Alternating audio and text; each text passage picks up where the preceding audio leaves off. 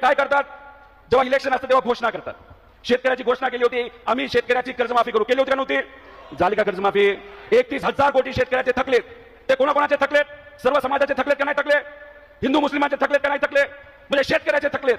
31,000 कोटी आमच्या शेतकऱ्याचे थकलेत. आम्हाला बँका उभ्या करत नाही, आमच्याकडे पैसा नाही, आम्हाला व्याजावर पैसा घ्यावा लागतो, तिथं सुद्धा आम्हाला पैसा मिळत नाही, आम्ही शेती कशी करणार? मग तुम्ही शब्द दिला होता, आता तुम्ही म्हणताय की बघू, आम्ही थोडा वेळ बघतो, थांबतो, करतो. म्हणजे कधीपर्यंत? 29 पर्यंत हे कर्जमाफी करणार नाही. पण 29 पर्यंत दिवसाला 8 शेतकरी जर आत्महत्या करत असतील तर 12,000 शेतकऱ्यांनी तोपर्यंत आत्महत्या केली असेल तर त्याला कोण जबाबदार असेल? तर देवेंद्र फडणवीस साहेब आणि त्यांचं सरकार जबाबदार असेल. या ठिकाणी आम्ही सर्वजण सांगतो. आमच्या लाडक्या बहिणींचे 1500 वरून 2100 रुपये तुम्ही करणार होता, ते तुम्ही तिथं करणार नाही. आम्हाला नोकऱ्या देणार होता, त्या तुम्ही तिथं केल्या नाही. तसंच ओबीसी समाजासाठी pre matric scholarship 5 lakh OBC समाजाचे विद्यार्थी या स्कॉलरशिपवर अवलंबून आहेत, पण 2021 पासून त्या मुलांना स्कॉलरशिप दिली गेली नाही. पोस्ट मॅट्रिक स्कॉलरशिप ओबीसी मुलामुलींसाठी 60,000 मुलं आणि मुली याच्यावर अवलंबून आहे. अजूनपर्यंत त्यांना त्या ठिकाणी पैसे मिळाले नाही आणि पैसे दिले नाही म्हणून संस्था त्या मुलांना डॉक्युमेंट देत नाही आणि डॉक्युमेंट न दिल्यामुळे त्यांचा पुढचा जो शिक्षणाचा प्रवास आहे त्या ठिकाणी तिथं थांबला. ओबीसी वसतिगृहाबद्दल सांगितलं, 52 वसतिगृह उभे केलेत, चालू केलेत, पण त्याला अजून सुविधा त्या ठिकाणी दिल्या गेल्या नाही. 5 महिने झाले या गरीब ओबीसी मुलामुलींना अजून भोजन सुद्धा दिलं गेलं नाही. भोजनाला जो पैसा तिथं दिला जातो तो अजूनपर्यंत त्यांनी दिला नाही. महाज्योती निधी जो तिथं सुरू केला होता त्याच्यामध्ये गेल्या वेळेस 90 कोटी रुपये कमी केले, आता 150 ते 200 कोटी रुपये कमी केले. लाखो मुलं मुली त्याच्यावर अवलंबून आहेत. परदेशी शिक्षणवृत्ती मिळाली नाही. महामंडळ तर अनेक चालू केले, ओबीसी महामंडळ सुरू केलं आणि किती रुपये देतात? तर 40 ते 50 कोटी. म्हणजे जर तुम्हाला 10 किलोमीटरचा रस्ता आज जर करायचा असेल तर त्याला 40 कोटी रुपये लागतात. मी तुम्हाला सर्वांना विचारतो, ओबीसी समाजाच्या सर्व बंधू भगिनींना मी विचारतो, जर ओबीसी महामंडळ सुरू केलं असेल तर त्याला 50 कोटी मध्ये निधीतून होणार का? होणार आहे का? हजारो कोटी रुपये निधी तिथं द्यावा लागेल आणि आमच्या ओबीसी मुला मुलींना तिथं संधी तुम्हाला त्या ठिकाणी द्यावा लागेल. निवडणुकीच्या आधी मोठ्या प्रमाणात महामंडळ सुरू केली, सर्व समाजाची महामंडळ सुरू केली, त्याला 1 रुपया सुद्धा निधी तिथं दिला गेला नाही. त्याच्याबरोबर जाताना फक्त 2 मुद्दे सांगतो. राजे यशवंतराव होळकर विद्यार्थी योजना, 10,000 धनगर समाजाच्या लहान मुलं मुली हे इंग्लिश मीडियमच्या शाळेमध्ये जातात, त्यामुळे त्यांना स्कॉलरशिप ही सरकारकडनं दिली जाते. पण याच्या संस्था आहेत ज्याला ही योजना मंजूर झाली.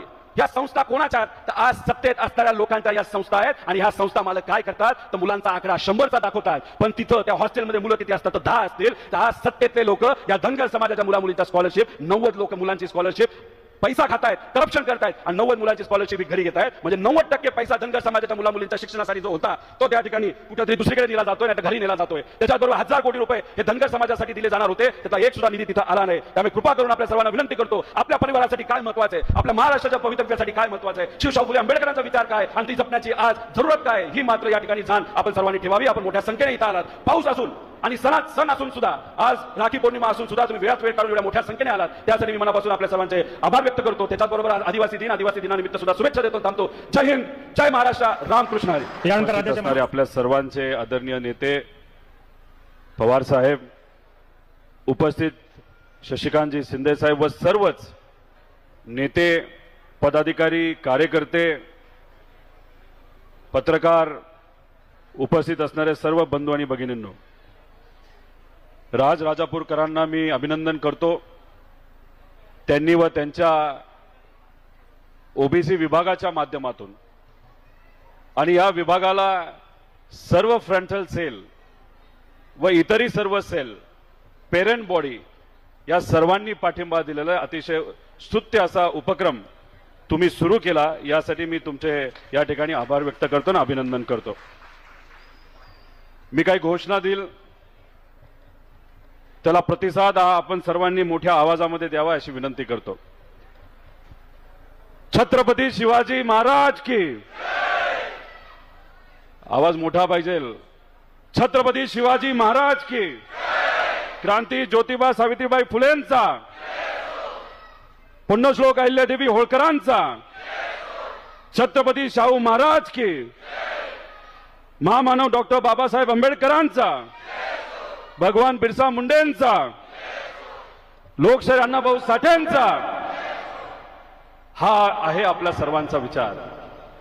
शिवशाहू फुले आंबेडकरांचा विचार हा आपल्या सर्वांचा विचार आहे आणि हा विचार भक्कमपणे पुढे कोण घेऊन जात आहे ते आदरणीय पवार साहेब. त्यामुळे पवार साहेबांचा हा विचार पुढे घेऊन जात असताना आपल्या सर्वांना अतिशय ताकदीने प्रयत्न करावे लागतील, एकत्रित यावा लागेल. सर्व जाती धर्माच्या लोकांना एकत्रित घेऊन माणुसकी जपण्यासाठी आणि विचार जपण्यासाठी आपल्या सर्वांना प्रयत्न करायचे. खरं तर खूप काय बोलायचंय, पण आदरणीय पवार साहेबांचं भाषण आहे. मी आपल्या सर्वांना एवढंच सांगेल की ब्रिटिश काळामध्ये ज्या पद्धतीने आपल्या देशाला विभागलं गेलं होतं, काही राजे मंडळी असतील, काही जातींमध्ये धर्मांमध्ये ब्रिटिश काळामध्ये वाद निर्माण केला गेला होता आणि त्या वादाचा फायदा घेऊन त्यांनी आपल्या या देशावर राज्य केलं होतं. त्याच पद्धतीने हे जे सरकार आहे भाजपच्या विचाराचं, हे समाजामध्ये वाद निर्माण करतात. हिंदू मुस्लिम, ओबीसी मराठा, आता तर मुंबईच्या इलेक्शनमध्ये मराठी विरुद्ध अमराठी असा प्रकारचा वाद यांनी मुंबईमध्ये आणि मुंबईच्या इलेक्शनसाठी आणि बिहारच्या सिलेक्शनसाठी त्या ठिकाणी निर्माण केला. फक्त अशाच पद्धतीने महाराष्ट्रात या गोष्टी केल्या जातात का? असंच नसून महाराष्ट्रामध्ये मराठा विरुद्ध ओबीसी, गुजरातमध्ये पाटीदार विरुद्ध ओबीसी, हरियाणामध्ये जाट विरुद्ध नॉन जाट, उत्तर प्रदेशमध्ये यादव विरुद्ध नॉन यादव, कर्नाटकामध्ये लिंगायत विरुद्ध इतर, अशा प्रकारे प्रत्येक राज्यामध्ये फक्त वाद निर्माण केले जातात. आणि मग त्याचा कुठे राजकीय फायदा घ्यायचा, त्याच्यावर राजकारण करायचं, राजकीय पोळी भाजायची आणि सत्तेत यायचं आणि मग त्या समाजाला, त्या लोकांना विसरून जायचं. हे काम हे भाजप आणि भाजपच्या मित्रपक्षातून प्रत्येक राज्यामध्ये त्या ठिकाणी केलं जातं. मला तुम्हा सर्वांना विचारायचंय की जाती जातीमध्ये वाद निर्माण करून, धर्माधर्मामध्ये वाद निर्माण करून आपलं घर चालणार आहे का? चालणार आहे का? आज या महाराष्ट्रातले शेतकरी बघितले, सोयाबीन शेतकऱ्यांच्या बाबतीत बोललं गेलं. एका वर्षामध्ये सोयाबीन उत्पादक शेतकऱ्याचा या महाराष्ट्रामध्ये 25,000 कोटी रुपयाचं नुकसान झालं. आता मी तुम्हा सर्वांना विचारतो, याच्यामध्ये ओबीसी शेतकरी किती, मराठा शेतकरी किती, हिंदू शेतकरी किती, इतर धर्माच्या समाजाचे शेतकरी किती, हे आपण मोजू शकतो का? नुकसान हे प्रत्येक शेतकऱ्याचं झालं. त्याच्याच बरोबर आज जर आपण बघितलं तर सर्व समाजाच्या मुला मुलींना डिग्री असून सुद्धा नोकऱ्या मिळत नाहीत. वन फिरावं लागतं. पण याच्यावर हे सरकार कधी काम करत नाही, याच्यावर कधी आपण तिथं बोलत नाही. अवकाळी पाऊस आला, शेतकऱ्याचं नुकसान झालं, मजुराचं नुकसान झालं. नुकसान जेव्हा होतं तेव्हा जातपात बघितली जाते का? त्याच्यामध्ये धर्म वगैरे बघितला जातो का? आज फक्त राजकारण कशावर होतंय तर जातीमध्ये वाद निर्माण करून आणि धर्मामध्ये वाद निर्माण करून. पण मुख्य मुद्दे जे आपल्या सर्वांचे आहेत, ज्याच्यावर आपलं घर चालणार आहे, त्याच्यावर मात्र सरकारमधून कुणीही बोलत नाही. दिवसाला 8 आत्महत्या शेतकरी करत आहेत. आता ह्याच्यामध्ये पण जायचं का आपण? ओबीसी समाजाचे किती शेतकरी, मराठा समाजाचे किती शेतकरी, मुस्लिम समाजाचे किती शेतकरी, इतर समाजाचे किती शेतकरी? अहो, युवांना आज नोकऱ्या मिळत नाहीत. आज या महाराष्ट्रामध्ये 7 युवा दररोज आत्महत्या करतायत. कुठल्या समाजाचे? अहो, सर्व समाजाचे. त्यामुळे मी आपल्या सर्वांना विनंती करू, हे जे विष या महाराष्ट्रामध्ये हे भाजपचे लोक जे पेरत आहेत, समाजामध्ये वाद निर्माण जे करत आहेत, त्याच्या विरोधात आपल्या सर्वांना उठावं लागेल, लढावं लागेल. आणि मी आपल्या सर्वांना प्रश्न करतो, या महाराष्ट्राच्या भविष्यासाठी, इथं असणाऱ्या बहुजन समाजासाठी, इथं असणाऱ्या सामान्य लोकांसाठी या लढ्यामध्ये तुम्ही लढणार आहात का? एवढा कमी आवाज करून चालणार नाही. मी सगळ्यांना विचारतो, आपण लढणार आहात का? आमच्या माता भगिनी, आज राखी पौर्णिमा आहे, त्या निमित्तानं मी आपल्या सर्वांना शुभेच्छा देतो. पण या देशामध्ये आपल्या माता भगिनींवर या महाराष्ट्रामध्ये सगळ्यात जास्त आज अत्याचार होत आहेत. सगळ्यात जास्त रेपच्या केसेस आपल्या महाराष्ट्रामध्ये, विनयभंगाच्या सगळ्यात जास्त केसेस या महाराष्ट्रामध्ये आहे. आणि जेव्हा रेप होतो, विनयभंग होतो, अपमान होतो महिलांचा, असू द्या मराठा असू द्या, या सर्व महिलांवर आज अत्याचार होत आहेत. पण सत्तेतले लोक याच्यावर बोलायला तयार नाही, कारण त्यांचं म्हणणं आहे विकासापेक्षा सगळ्यात सोपं राजकारण कुठलं असेल तर जातीय तेढ निर्माण करायचं, धार्मिक तेढ निर्माण करायचं आणि त्याच्यावर राजकीय पोळी तिथं भाजायचं. पूर्वी हे हिंदूवर बोलत होते, हिंदूंना पाठिंबा द्यायचे. अहो, आम्ही सुद्धा हिंदू संस्कृती जपणारी लोक आहोत. हिंदू संस्कृती हजारो वर्षापूर्वीची संस्कृती आहे. संतांचा विचार हा आपला विचार आहे, समतेचा विचार, बंधुभावांचा विचार, सर्व समाजाला एकत्रित घेऊन ज्या पद्धतीने आपण सर्वजण वारीमध्ये चालतो, कुठलाही भेदभाव करत नाही, श्रीमंत गरीब करत नाही, जात बघत नाही, धर्म बघत नाही, कोणाकडे किती पैसा आहे तो तिथं बघत नाही. हा खऱ्या अर्थाने हिंदू संस्कृती आपल्या सर्वांची आहे. पण हे भाजपचे लोक आणि त्यांच्या संघटना सुरुवातीला हिंदू बद्दल बोलायचे, मग हळूहळू ते हिंदुत्वाकडे गेले, हळूहळू आता ते सनातनकडे जायला लागलेत आणि हळूहळू ते कुठं जाणार आहेत तर ते मनुवादाकडे जाणार आहेत, मनुवादाकडे. आणि हे तर मनुवादाकडे गेले आणि त्यांचा प्रवास त्याच दिशेने सुरू आहे. तर जातीय वर्ण व्यवस्था जी आहे ज्याच्यामध्ये फक्त ठराविक पद्धतीनेच आपल्याला तिथं काम करावं लागतं आणि जातीमध्ये जे तेढ निर्माण केला गेला होता, ज्याच्या विरोधात हे सर्व महामानव लढले होते, तोच मनुवाद परत या लोकांना आपल्या या महाराष्ट्रामध्ये आणायचा आहे. म्हणजे आपल्या शेतकरी, कष्टकरी, युवा, नोकऱ्या याच्याबद्दल कुणी बोलणार नाही. कोण गरीबाला आपल्याला मदत करेल याच्याबद्दल कुणी काय बोलणार नाही. पण हळूहळू यांना फक्त जातीवादाकडे त्या ठिकाणी जायचे. थोडं बघा, जेव्हा मंडल आयोग या देशामध्ये लागू झाला होता तेव्हा अनेक लोक विचार करत होते, अरे काय करायचं, कसं करायचं. पण आदरणीय पवार साहेब या राज्याचे मुख्यमंत्री असताना पहिल्यांदा या देशामध्ये मंडल आयोग जर लागू झाला असेल तो आपल्या या महाराष्ट्रामध्ये आदरणीय पवार साहेबांनी केला. पण त्याच वेळेस हे भाजपचे लोक आहेत ना आणि त्यांच्या संघटना यांनी मंडल आयोगाच्या विरोधात कमंडल यात्रा काढली. म्हणजे काय, जसं मगाशी म्हणण्यात आलं की हा जो निर्णय घेतला ओबीसींच्या बाजूली, मंडल आयोग हे ओबीसींना ताकद देणारं, त्यांना संधी देणारं हे आयोग होतं. आणि या आयोगाच्या विरोधात भाजप आणि RSS आणि त्यांच्या विचाराच्या संघटनांनी कमंडल यात्रा काढली. का? कारण का हा जो निर्णय ओबीसींच्या बाजूली घेतलाय तो चुकीचा आहे, अशुद्ध निर्णय आहे. म्हणून आता तो कमंडल आपण हातामध्ये घेऊन, असं भाजपने तिथं सांगितलं होतं, अख्ख्या भारतामध्ये तिथं यात्रा काढली होती. हा त्यांचा विचार आहे, हे तुम्ही सर्वांनी जपून आणि समजून घेतलं पाहिजे. त्यामुळे आज आपल्या सर्वांसाठी काय महत्वाचं हे समजून घ्या. पवार साहेबांनी या महाराष्ट्रामध्ये, देशामध्ये कृषी धोरण आलं. हे कृषी धोरण आणल्यानंतर प्रत्येक समाजाच्या, जाती धर्माच्या, शेतकऱ्याचा फायदा झाल्याशिवाय राहिला नाही, हे आपल्या सर्वांना तिथं माहिती आहे. त्यावेळेस सर्व शेतकऱ्यांचा विचार आदरणीय पवार साहेबांनी घेतला. महिला आयोग या देशामध्ये पहिल्यांदा कुणी आणलं असेल तर आदरणीय पवार साहेबांनी आणले. महिला धोरण सुद्धा पवार साहेबांनी आणलं. आणि स्थानिक स्वराज्य संस्थेमध्ये आरक्षण महिलांसाठी कुणी आणलं असेल तर आदरणीय पवार साहेबांनी आणलं. केला का भेदभाव त्याच्यामध्ये? महिलांना जेव्हा आरक्षण दिलं तेव्हा सर्व महिलांना त्या ठिकाणी संधी मिळाली. महिला आयोग आणलं तेव्हा कुठल्याही समाजाच्या, जाती धर्माच्या महिलेवर जर अन्याय झाला त्या महिला आयोगाच्या माध्यमातून त्या महिलेला तिथं न्याय मिळाला. या महाराष्ट्रामध्ये सगळ्यात जास्त MIDC कुणी आणले असतील तर आदरणीय पवार साहेबांनी त्या MIDC आणल्या. त्यातून हजारो, लाखो, करोडो मुला मुलींना आजपर्यंत नोकरीची संधी मिळाली. आणि ती नोकरीची संधी देत असताना कधी विचारलं जात काय, धर्म काय? पण नाही, मराठी माणसं आहेत, आपल्या मातीतली माणसं आहेत आणि या महाराष्ट्रातल्या प्रत्येक व्यक्तीला, प्रत्येक युवाला, युवतीला नोकरी मिळाली पाहिजे या भावनेतून आतापर्यंत पवार साहेबांनी निर्णय घेतलेले आहेत. आणि त्या काळामध्ये आपल्या महाराष्ट्राचा खऱ्या अर्थाने विकास झालाय.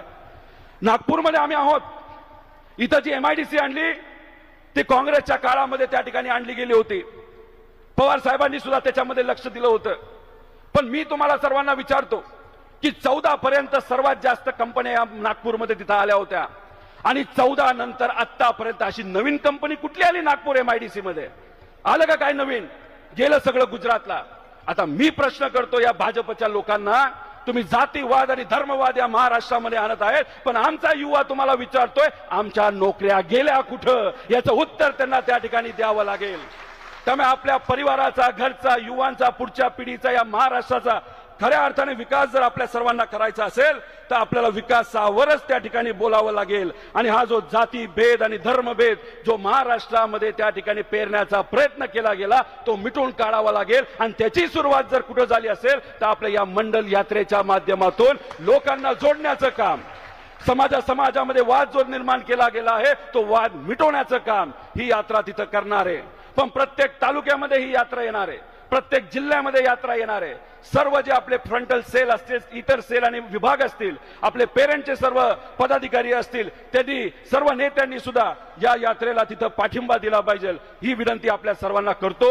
आणि जाता जाता तुम्हाला एवढंच सांगतो, पेपरमध्ये जेव्हा एखादी बातमी येते ती बातमी समजून घेणं फार महत्वाचं आहे. बीड भागामध्ये महादेव मुंडेचा मर्डर झाला. महादेव मुंडे कुठल्या समाजाचा? OBC समाजाचा. त्याची पत्नी ज्ञानेश्वरी मुंडे किती वर्ष त्याला न्याय देण्यासाठी ते आपला पती 200-300 लोकांच्या समोर एखाद्या दगडाली ठेचल्यासारखं त्याला तिथं मारलं गेलं आणि ती आपली बाई त्या महादेव मुंडेची बायको अनेक दिवस तिथं प्रयत्न करत 18 महिने प्रयत्न तिथं करत आहे, पण साधे पोलीस त्यांना भेटत नाही. का नाही मिळाला हिला नाही? का महादेव मुंडेला न्याय मिळाला नाही? आणि मग लोकांनी हा मुद्दा तिथं हातात घेतला. मग कुठेतरी मुख्यमंत्री साहेबांना 18 महिन्यानंतर जाग आली, त्यांनी त्या ठिकाणी बोलवलं, त्यानंतर कारवाईला सुरुवात झाली. का महादेव मुंडे हा ओबीसी नव्हता? महादेव मुंडे हा हिंदू नव्हता? संतोष देशमुखच्या बाबतीत सुद्धा तुम्हाला न्याय देता आलं नाही. तिथं असणाऱ्या सामान्य लोकांनी मुद्दा हातात घेतला, लाखो लोक एकत्रित आलं, मग त्यानंतर तुम्ही तिथं कारवाई करता. का संतोष देशमुख हा हिंदू नव्हता? त्याला न्याय तिथं आपल्याला द्यायचं नाही? मग हे सगळेचे विषय बारकाईने तुम्ही सर्वांनी लक्षात घ्या. कारण का ह्यांना काय करायचंय? त्यांना फक्त राजकारण करायचं, सत्तेत यायचं, सत्तेत आल्यानंतर विसरून जायचंय लोकांना. माता भगिनी इथं उपस्थित आहेत. इथं काय नवीन योजना यांनी आणली होती? लाडकी बहीण योजना. 24 लाख महिलांचं नाव आतापर्यंत कापलं गेले. फक्त स्थानिक स्वराज्य संस्थेची वाट ते बघणार आहेत आणि स्थानिक स्वराज्य संस्थेचं इलेक्शन संपलं तर कदाचित ही योजना, जी लाडकी बहीण योजना आहे, ही बंद केली जाणार आहे. तर एका बाजूला भ्रष्टाचार चालू आहे आणि दुसऱ्या बाजूला आमच्या लाडक्या बहिणी, आमचे शेतकरी, कष्टकरी, युवा, विद्यार्थी हे न्याय मागण्यासाठी त्या ठिकाणी प्रयत्न करत आहेत. त्यामुळे हे जे काही सरकार आहे त्यांची रणनीती ही आपण सर्वांनी समजून घ्या. त्यामुळे आपल्या पार्टीचा जो डीएनए आहे, मला असं वाटतं की आपल्या पार्टीचा डीएनए हा समतेचा आहे, एकतेचा आहे आणि बंधुभावाचा आहे आणि तीच भूमिका आणि तोच डीएनए, तोच विचार हा आपल्या सर्वांना जपायचा आहे. जाता जाता शेवट फक्त आपल्या सर्वांना एवढंच सांगतो, हे काय करतात? जेव्हा इलेक्शन असतं तेव्हा घोषणा करतात. शेतकऱ्याची घोषणा केली होती, आम्ही शेतकऱ्याची कर्जमाफी करू. केली होती का नव्हती? झाली का कर्जमाफी? 31,000 कोटी शेतकऱ्याचे थकलेत. ते कोणाकोणाचे थकलेत? सर्व समाजाचे थकलेत का नाही थकले? हिंदू मुस्लिमांचे थकलेत का नाही थकले? म्हणजे शेतकऱ्याचे थकलेत. 31,000 कोटी आमच्या शेतकऱ्याचे थकलेत. आम्हाला बँका उभ्या करत नाही, आमच्याकडे पैसा नाही, आम्हाला व्याजावर पैसा घ्यावा लागतो, तिथं सुद्धा आम्हाला पैसा मिळत नाही, तर आम्ही शेती कशी करणार? मग तुम्ही शब्द दिला होता, आता तुम्ही म्हणताय की बघू, आम्ही थोडा वेळ बघतो, थांबतो, करतो. म्हणजे कधीपर्यंत? 29 पर्यंत हे कर्जमाफी करणार नाही. पण 29 पर्यंत दिवसाला 8 शेतकरी जर आत्महत्या करत असतील तर 12,000 शेतकऱ्यांनी तोपर्यंत आत्महत्या केली असेल तर त्याला कोण जबाबदार असेल? तर देवेंद्र फडणवीस साहेब आणि त्यांचं सरकार जबाबदार असेल. या ठिकाणी आम्ही सर्वजण सांगतो. आमच्या लाडक्या बहिणींचे 1500 वरून 2100 रुपये तुम्ही करणार होता, ते तुम्ही तिथं करणार नाही. आम्हाला नोकऱ्या देणार होता, त्या तुम्ही तिथं केल्या नाही. तसंच ओबीसी समाजासाठी pre matric scholarship, 5 lakh OBC समाजाचे विद्यार्थी या स्कॉलरशिपवर अवलंबून आहेत, पण 2021 पासून त्या मुलांना स्कॉलरशिप दिली गेली नाही. पोस्ट मॅट्रिक स्कॉलरशिप ओबीसी मुला मुलींसाठी 60,000 मुलं आणि मुली याच्यावर अवलंबून आहे. अजूनपर्यंत त्यांना त्या ठिकाणी पैसे मिळाले नाही आणि पैसे दिले नाही म्हणून संस्था त्या मुलांना डॉक्युमेंट देत नाही आणि डॉक्युमेंट न दिल्यामुळे त्यांचा पुढचा जो शिक्षणाचा प्रवास आहे त्या ठिकाणी तिथं थांबला. ओबीसी वसतिगृहाबद्दल सांगितलं, 52 वसतिगृह उभे केलेत, चालू केलेत, पण त्याला अजून सुविधा त्या ठिकाणी दिल्या गेल्या नाही.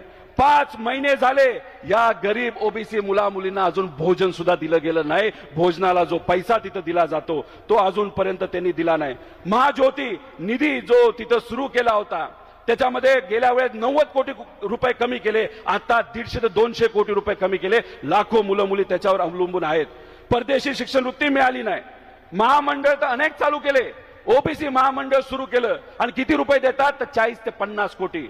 म्हणजे जर तुम्हाला 10 किलोमीटरचा रस्ता आज जर करायचा असेल तर त्याला 40 कोटी रुपये लागतात. मी तुम्हा सर्वांना विचारतो, ओबीसी समाजाच्या सर्व बंधू भगिनींना मी विचारतो, जर ओबीसी महामंडळ सुरू केलं असेल तर त्याला 50 कोटीमध्ये निधीतून होणार आहे का? होणार आहे का? हजारो कोटी रुपये निधी तिथं द्यावा लागेल आणि आमच्या ओबीसी मुला मुलींना तिथं संधी तुम्हाला त्या ठिकाणी द्यावा लागेल. निवडणुकीच्या आधी मोठ्या प्रमाणात महामंडळ सुरू केली, सर्व समाजाची महामंडळ सुरू केली, त्याला 1 रुपया सुद्धा निधी तिथं दिला गेला नाही. त्याच्याच बरोबर जाताना फक्त 2 मुद्दे सांगतो.